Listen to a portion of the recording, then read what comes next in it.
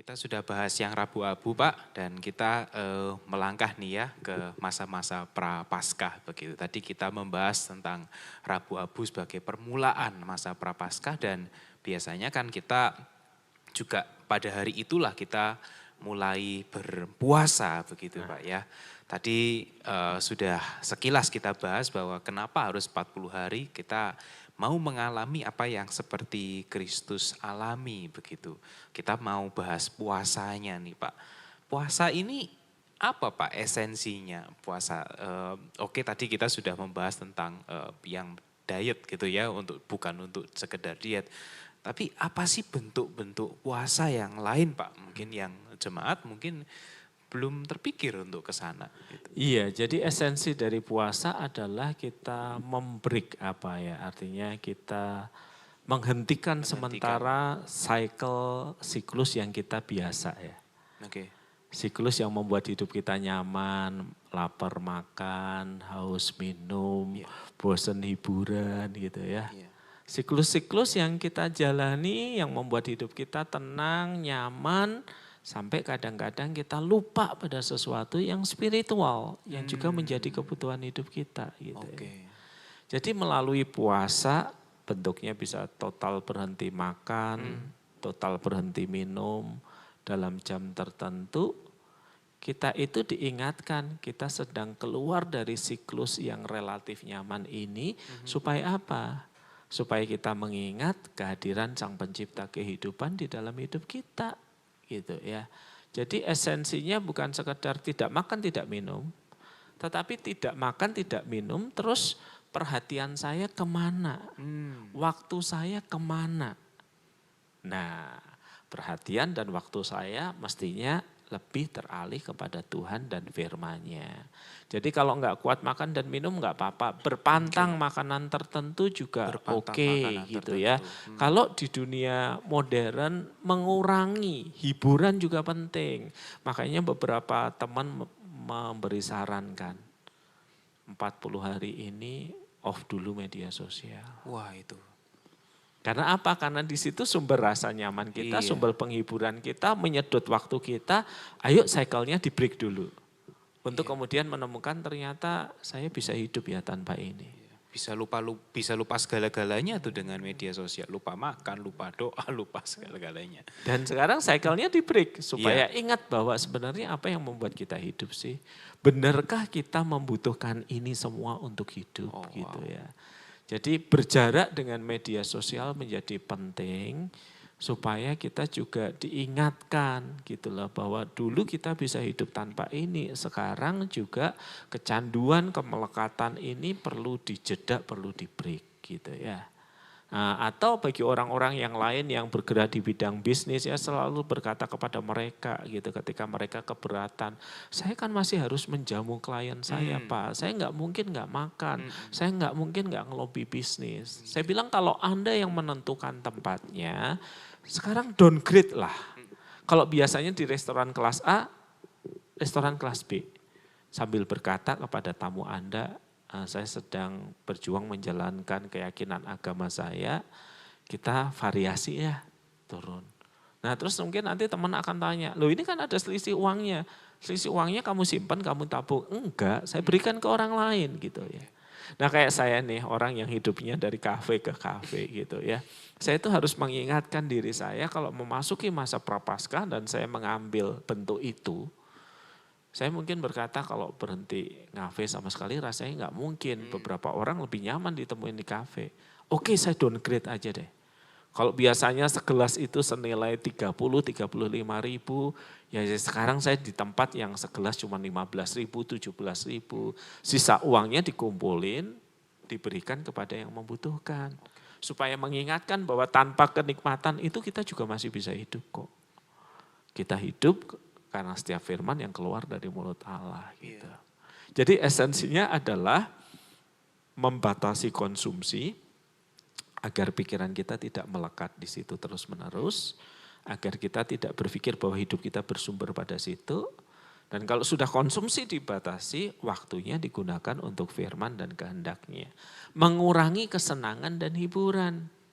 Mendowngrade kesenangan dan hiburan kita supaya juga mengingatkan bahwa kita ini bukan sekedar manusia yang butuh hiburan, kita ini butuh firman.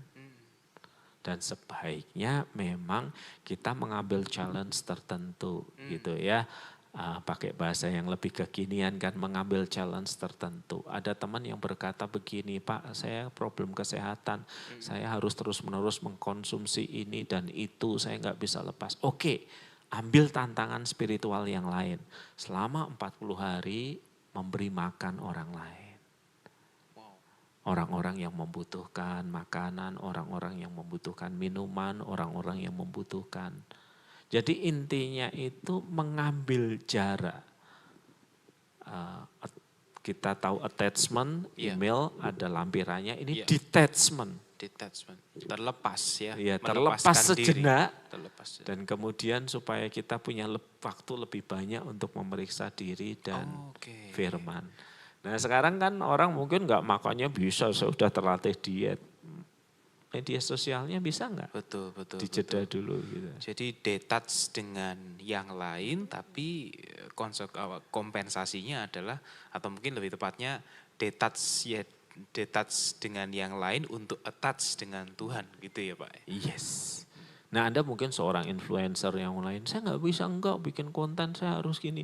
Oke, tapi beri waktu untuk detachment. Agar tidak terus ke sini, terus ke sini, terus ke sini gitu ya. Agar hidup Anda dan saya juga lebih balance gitu ya. Orang hidup aja butuh rekreasi gitu. Rekreasi itu menyegarkan jiwa dan pikiran kita gitu ya.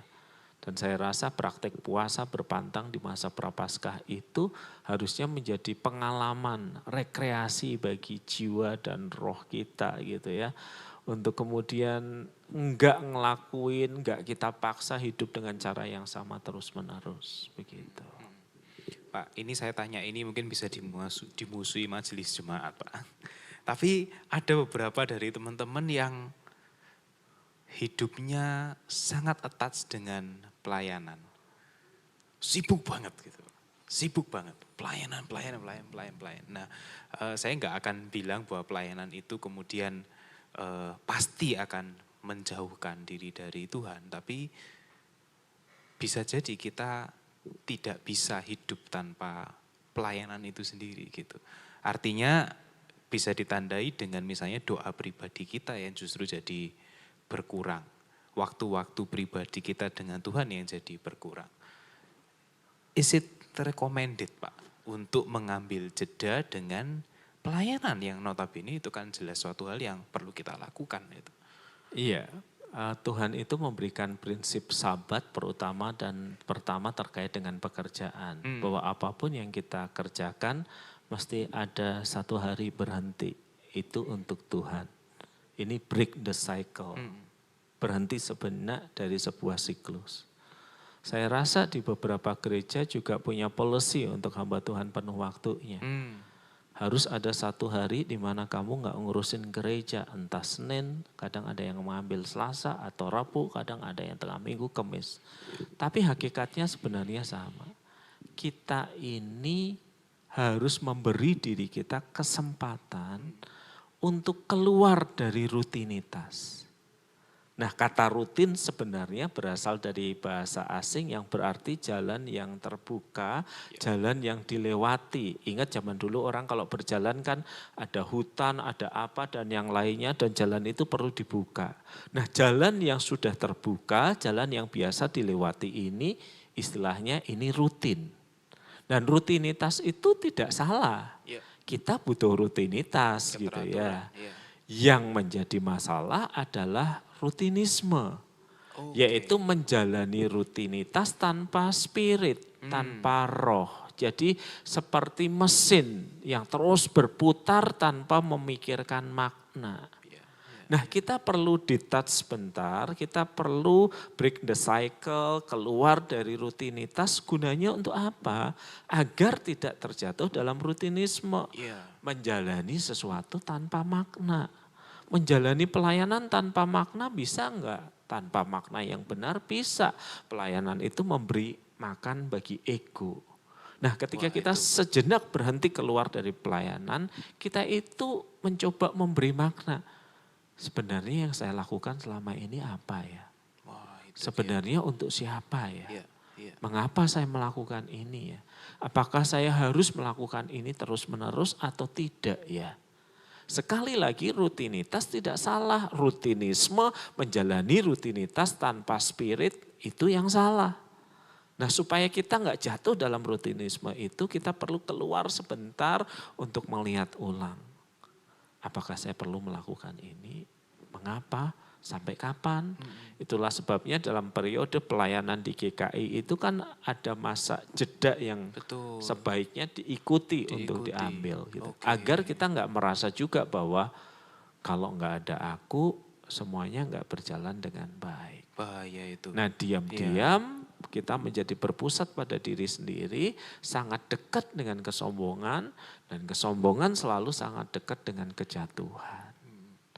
Jadi mengambil jarak sejenak dari pelayanan, dari rutinitas hidup yang lain menjadi penting untuk memikirkan ulang. Kepentingannya dua, tidak terjatuh dalam rutinisme, gerakan tanpa makna, tanpa semangat, tanpa spirit, tetapi juga agar terus mawas diri bahwa ini anugerah kalau Tuhan bisa memakai saya.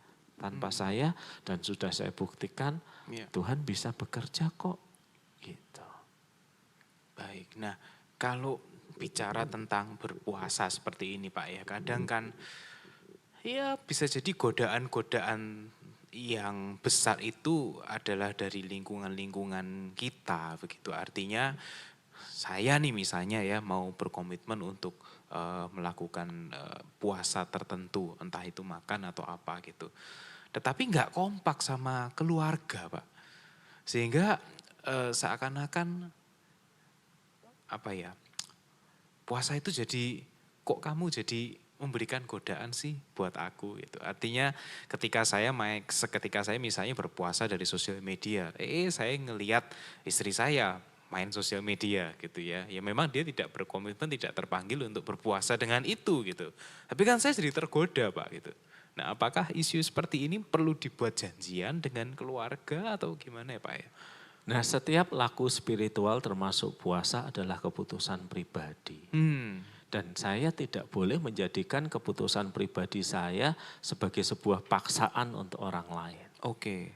Kalau saya sudah memaksa orang lain untuk ngikutin seperti saya, seperti yang saya yakini, seperti yang saya pilih, ya sebenarnya itu kita malah mengeksersis kuasa atas mereka. Waduh. Pertanyaannya untuk apa? Kembali untuk ego. Padahal kita berpuasa supaya kita berjarak kok dengan ego kita gitu ya. Jadi jangan malah menghindari yang satu jatuh kepada yang lain. Kita perlu mengkomunikasikan agar orang tahu, tetapi kita tidak bisa memaksa orang misalnya jangan masak di rumah ya, rumahnya kena saya nanti tergoda untuk itu. Ya kitalah yang harus menjaga diri kita dan anggap saja apa yang terjadi di lingkungan ini juga sarana yang memurnikan niat kita. Kalau orang sudah niat berpuasa, niat berpantang, nah niat itu kan harus diuji. Anggaplah ujian itu datang dari sekeliling ini. Tetapi kalau kita ingin berpuasa dan berpantang dan menjadikan mereka steril atau sama seperti kita, pertanyaannya ini benar untuk Tuhan atau untuk diri kita gitu loh. Itu yang tidak boleh untuk dipaksakan atas orang lain gitu ya. Jadi kalau memang kita berpantang nanti media sosial ya udahlah. Anggap saja ketika kita melihat orang happy ngelihat media sosial ya udah itu pemurni dari tekad kita. Supaya kita juga terus kemudian diingatkan ya tidak mudah ya berjarak dari yang kita biasa ya. Kalau misalnya mau puasa media sosial nih Pak gitu ya, kemudian di tag nih di story gitu kan. Nah kayaknya sih kan kalau teman-teman muda atau mungkin kebiasaan kita penggunaan di sosial media, kalau di tag di story itu mbok ya diri story gitu. Nah itu apakah kita mesti bilang saya 40 hari ini puasa sosial media. Kayaknya kok kita tuh wah puasa nih gitu, kamu enggak. Itu seperti apa Pak? Ya sebagian teman memutuskan untuk udah saya uninstall aja aplikasinya. Sebagian merasa oke, saya harus memberitahu gitu ya. dengan satu posting yang jelas bahwa saya off dulu untuk sementara gitu ya. Enggak perlu menjelaskan Anda puasa dan yang lainnya, cuman oke, aku perlu berjarak dulu ya sampai nanti ada posting selanjutnya. Supaya orang lain juga mengerti tanpa harus kita mempromosikan diri gitu. Supaya kita juga tidak disalahpahami gitu ya. Iya. Nah kalau sama teman-teman kantor bagaimana ya Pak? Maksudnya kan ada kadang orang-orang kantor yang kebiasaan makan siang bersama-sama gitu. Nah is it okay dengan kita mengatakan aku berpuasa? Karena kan Alkitab secara harafiah sih ya, kalau kamu berpuasa ya orang lain nggak perlu tahu gitu. Iya, ketika mereka mengajak ayo makan, nah kesempatan untuk bilang saya lagi menjalani masa puasa saya itu. Dah, itu aja sih. Disampaikan aja gitu. Disampaikan aja ada masalah gitu ya Pak. Yang menjadi masalah kan kalau gara-gara puasa itu Anda kerjanya lemes, males, minta dikasihani. Aku jangan dikasih kerjaan banyak, aku lagi puasa. Nah itu kan jadi masalah gitu. Iya. Atau malah tertidur di kantor, nah itu kan jadi masalah. Oke. Nah kalau ketiduran gimana Pak? Maksudnya kan itu kan ini bukan secara sengaja ya, tapi secara tidak sengaja karena ya aktivitas puasa itu menjadi tidak optimal gitu Pak bekerjanya. Nah kalau pada titik itu maka kita perlu bertanya nih. Jadi saya harus berpuasa penuh ini demi apa? Kalau ternyata kondisi medis saya tidak menolong. Oke. Jadi kan sekali lagi puasa ini kan bukan tujuan final. Ini sarana. Nah mari sesuaikan sarana ini dengan kekuatan diri. Oke deh, saya biasa makan 2 kali, saya makan sekali. Iya. Yang satu saya belikan untuk orang lain, mereka yang miskin dan membutuhkan gitu. Jadi nggak pernah puasa sebagai sebuah tindakan spiritual itu berujung pada dirinya sendiri. Pokoknya aku genep, pokoknya aku utuh, nggak ngelanggar apapun, aku puas. Bukan itu tujuannya. Bukan sekedar aktivitas itu, tetapi untuk apa puasanya itu. Dan apa yang dihasilkan kemudian. Ya. Jadi kita tidak boleh terjebak dalam aktivitas puasanya itu sendiri gitu ya Pak ya.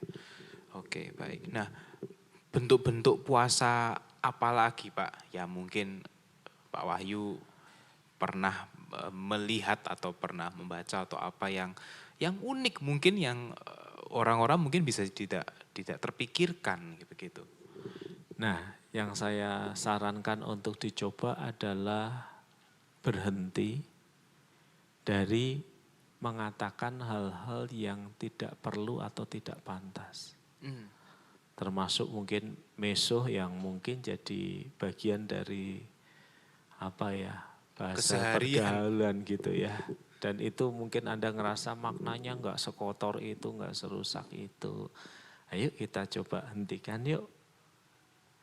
Bisa enggak gitu ya. Kalau kita seorang selalu mengatakan, saya kalau enggak mau mengatakan itu juga bisa Pak. Loh, sekarang kita coba yuk. Benarkah kita bisa berhenti mengatakan hal-hal yang tidak perlu, tidak baik, tidak benar. Nah ini kan puasa mengendalikan lidah kita untuk tidak berbohong, berdusta, mengatakan hal yang kotor. Itu kan juga menarik. Bisa enggak ya gitu ya. Puasa dari flexing, dari pamer sesuatu. Bisa enggak ya kita melakukannya. Berhenti sejenak untuk tidak melakukan itu bisa enggak. Puasa dari menonton hal-hal yang enggak perlu untuk kita tonton gitu ya. Karena itu enggak baik untuk diri kita. Bisa enggak gitu ya. Bahkan teman saya yang seorang penyanyi mengatakan begini, kan gak salah ya Pak nyanyi lagu cinta, nyanyi lagu mereka bilang lagu dunia, ya gak salah sebagian bekerja untuk itu kok gitu ya. Cuman dia men-challenge dirinya.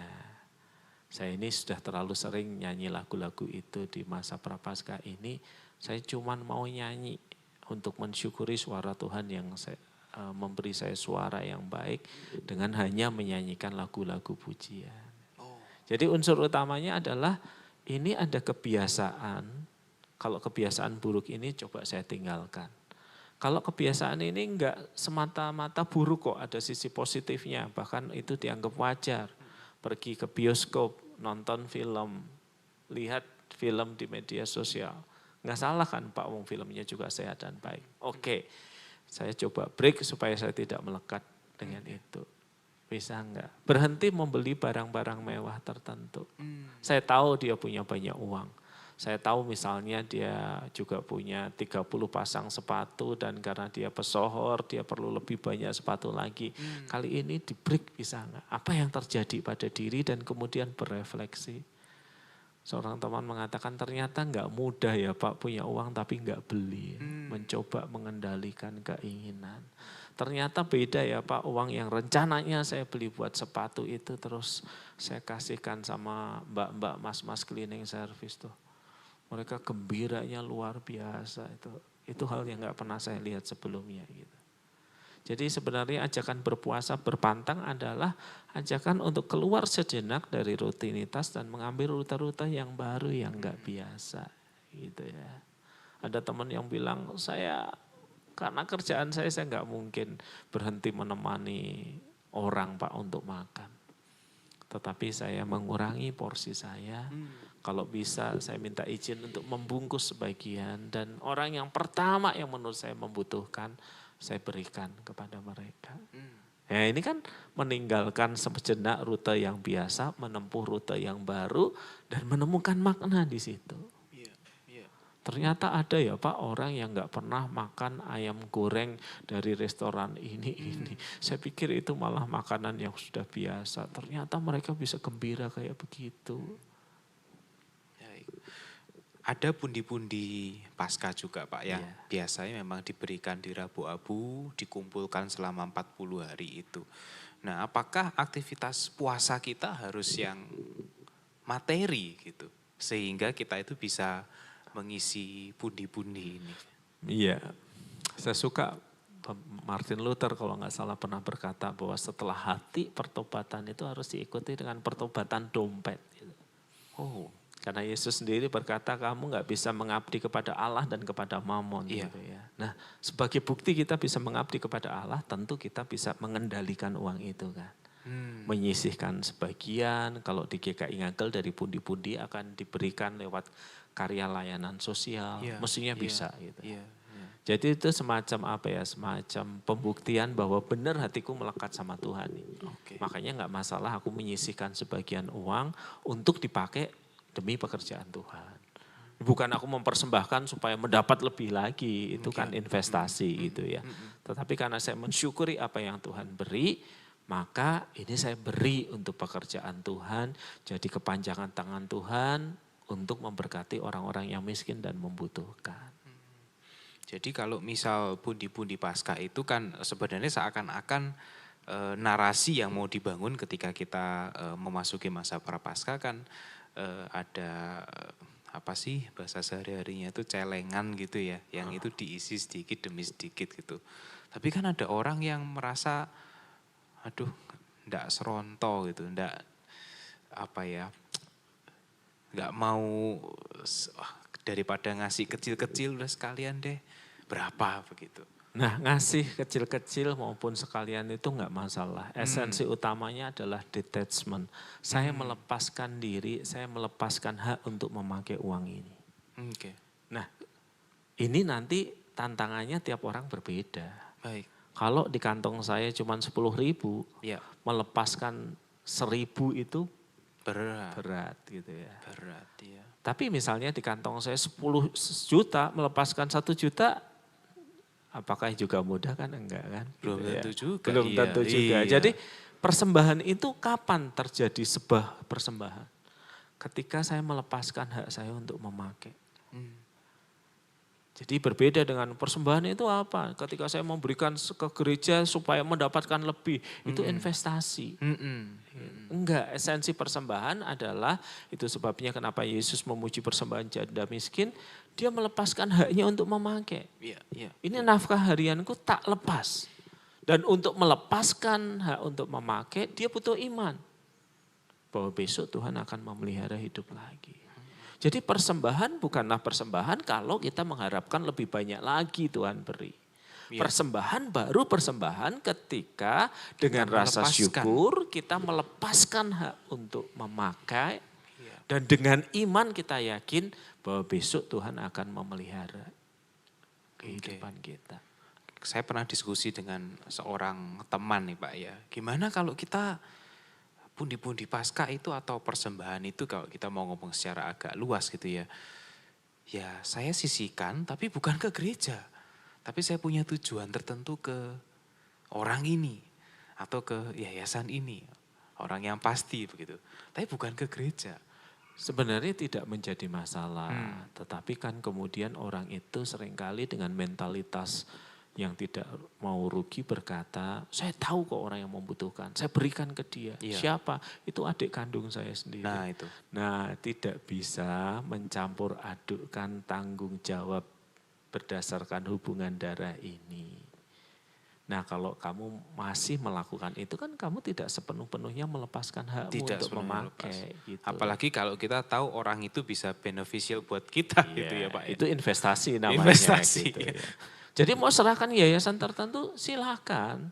Asal betul-betul kita melepaskan hak. Ya. Kalau kemudian kita melepaskan uang kita untuk yayasan tertentu, terus supaya kita nanti dipilih jadi pengurus. Nah ada itu kan, namanya masuk ya, gitu Pak. Kalau ada timbal balik itu bukan persembahan. Bukan persembahan. Okay. Persembahan unsur utamanya adalah melepaskan hak saya. Dan kemudian Tuhan akan memakainya untuk pekerjaannya.